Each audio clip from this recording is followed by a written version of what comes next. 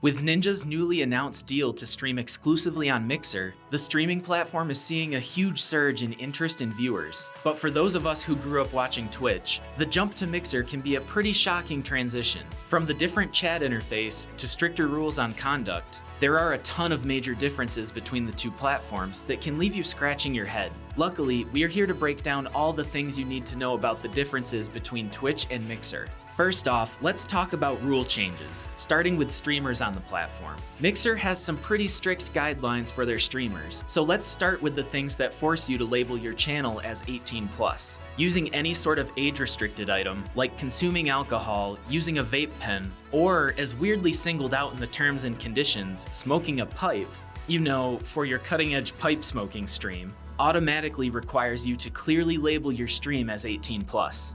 Playing any game on stream rated as mature, or even any game that has not yet been given an ESRB rating, also bumps your stream automatically to the 18+ category. So do some other things like wearing revealing clothing or sleeping on camera. Speaking of clothing, Twitch's policy for the most part is no nudity, but Mixer takes it several steps beyond that. On Mixer, no one can go shirtless, male or female. But weirdly enough, exposing your breastbone is also a suspendable offense. Wearing an open shirt or robe can also get you suspended. Furthermore, streams are broken down by age groups. In a family-friendly stream, you can show little or no cleavage, in addition to all the other rules already mentioned. Strapless shirts or dresses are also out. For a teen stream, you are allowed to show what they call a hint of cleavage, but still, your strapless shirts and dresses are banned. Once you go to the full-on 18+ stream, things relax just a little bit, as you can wear crop tops or strapless clothing as long as the viewer can clearly tell that you are not naked. And of course, as long as you cover up that dirty, dirty breastbone. We're not sure how a visible breastbone ruined Bill Gates' childhood, but it must have done something awful to warrant as many restrictions as it has in Mixer's rules. So now that we have talked about some of the differences for streaming, let's go over the rules for viewers on Mixer. Twitch largely leaves moderating chat content and rules to the mods of whatever stream you're in. You can still get reported for things like racism or other extreme behavior, but largely it's up to the stream mods. In what should now be a completely unshocking bit of news, Mixer is a bit stricter on their viewer guidelines. Using racist language will get you banned or suspended, but so will a lot of other things. Impersonating a streamer on the platform? Banned. Call a female streamer a cam girl? Banned. Pretending to be a Mixer staff member or threatening to ban another streamer? Banned. Long story short, what works in XQC's chat will basically lead to a suspension or ban in Mixer, so try and be on your best behavior. Next up is the actual interface itself. Mixer's biggest differences from Twitch as far as interface goes is its two forms of streaming currency. Watching Mixer streams gives you a free currency called Sparks. You get a certain number of sparks per minute watched, and you can use your sparks to trigger certain animations, effects, emotes, or any other interactive chat features a stream has enabled, which are called skills. Basically, they let you interact with a streamer without having to pay money.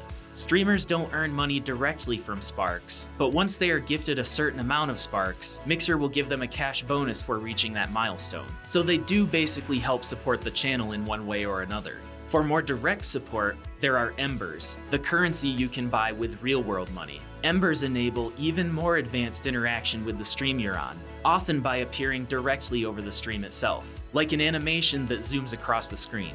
Embers go directly to the streamer. So spending Embers is basically like donating, but with some perks. Twitch does have their own form of currency as well, called bits, which function in a similar manner to Embers, but the emotes and graphics you trigger with bits tend to be non-interactive visual effects that just pop up on stream. After a burst of popularity when they were introduced a few years ago, bits seem to be less popular on the current Twitch platform, and are certainly not as important to the interface as Sparks or Embers are for Mixer.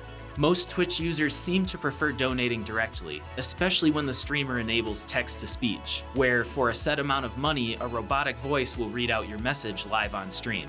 What's this? Hey Greek, this is the TTS guy. Please just let me take a break. I have to pee really bad. And just as a side note, who is actually buying the 25,000 bit package when you can buy the 1,000 bit package 25 times and save $58? You're just giving money to Twitch for no reason at that point. Speaking of donating, both platforms handle donating similarly. If you just want to send a streamer money on either of the platforms, you can just click on their donation link and send them money directly. What's cool about Mixer is Mixer streamers can even have their own stream-only currency to let fans interact. For example, Ship, a Fortnite streamer, uses a currency he calls stars to let people vote on the outcome of his matches. Some Twitch channels also do this, but the integration on Mixer seems far more seamless and much easier to use. No clunky exclamation point commands to enter, just click and go. In fact, as a platform, Mixer has a ton of stream interaction that varies beyond the standard sub and get my emotes or donate and I'll watch your links you see on Twitch. And once you mess around with the platform for a few minutes, it's actually not too hard to pick up on. Subscribing and following also work almost exactly the same way on Twitch as they do on Mixer. The changes on Mixer are relatively small, with subs still getting special emotes, just like they do on Twitch, as well as channel perks like increased Spark collection while viewing a stream you're subscribed to. There are no tiers of Mixer subs currently, just one standard $5.99 sub for every channel, as opposed to the multiple tiers of subs on Twitch, where you normally get more emotes and special privileges or avatars for more expensive Tier 2 or Tier 3 subscriptions. The biggest difference between the two is the lack of a recurring free sub on Mixer the way Twitch users have with their free Twitch Prime sub every month. Since Mixer is owned by Microsoft, not Amazon like Twitch, they would need to come up with a new program from scratch to offer a similar service. If you want a free Mixer sub, you do still have a month or two to sub to Ninja for free as part of his big Mixer deal, but that's about it. And that's our breakdown of Mixer versus Twitch. Hopefully you have a little bit better of an idea on the differences and similarities between these two streaming platforms. And as always, another video is on the way.